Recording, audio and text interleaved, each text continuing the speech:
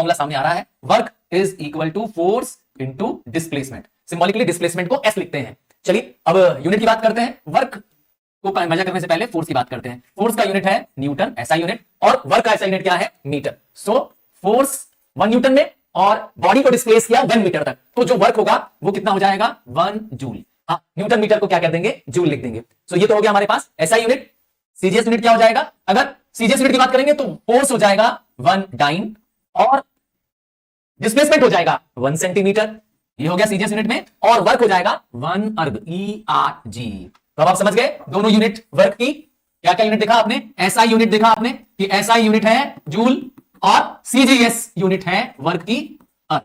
दोनों हो गए यूनिट। क्या है दोनों में रिलेशन, तो 1 joule is equal to 10 to the power 7 erg. Clear है, जूल और अर्ग में कन्वर्ट कर लेंगे। बात करते हैं जब हम वर्क की, तो ध्यान ये भी देना है कि जरूरी नहीं है कि जब फोर्स अप्लाई कर रहे हैं तो डायरेक्शन ऑफ द फोर्स हमेशा क्या हो, सेम हो। इसका मतलब है कि बॉडी में जब हम फोर्स अप्लाई कर रहे हैं एट सर्टेन एंगल भी हम फोर्स अप्लाई कर सकते हैं। तो तब क्या हो जाएगा, तब एक्सप्रेशन चेंज हो जाएगा। वर्क का फॉर्मूला हो जाएगा work is equal to force into displacement into cos theta.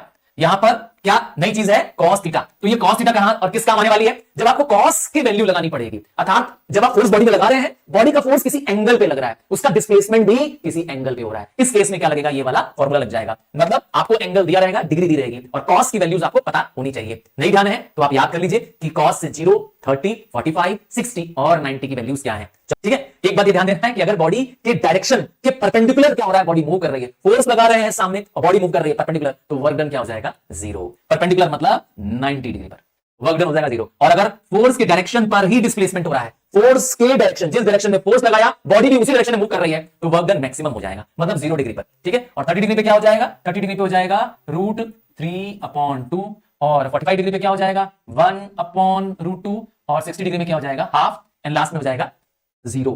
तो ये वैल्यूज आपको याद करनी पड़ेगी। ये कॉस के लिए मैंने बताया, cos 0, cos 30, 45, 60 एंड 90। क्लियर है, ये सारी वैल्यूज आपको याद होनी चाहिए, क्योंकि जब वर्क अप्लाइड होगा, वर्क फाइंड करना होगा, तो क्या वर्क डन नेगेटिव भी होता है। हाँ, आपको कमेंट करके बताना है can work done be negative. अगर यस आप कहते हैं तो कब, write the condition if work done can be negative. क्या काम नेगेटिव हो सकता है, हाँ, और अगर नेगेटिव हो सकता है तो कब हो सकता है। आइए आगे बढ़ते हैं।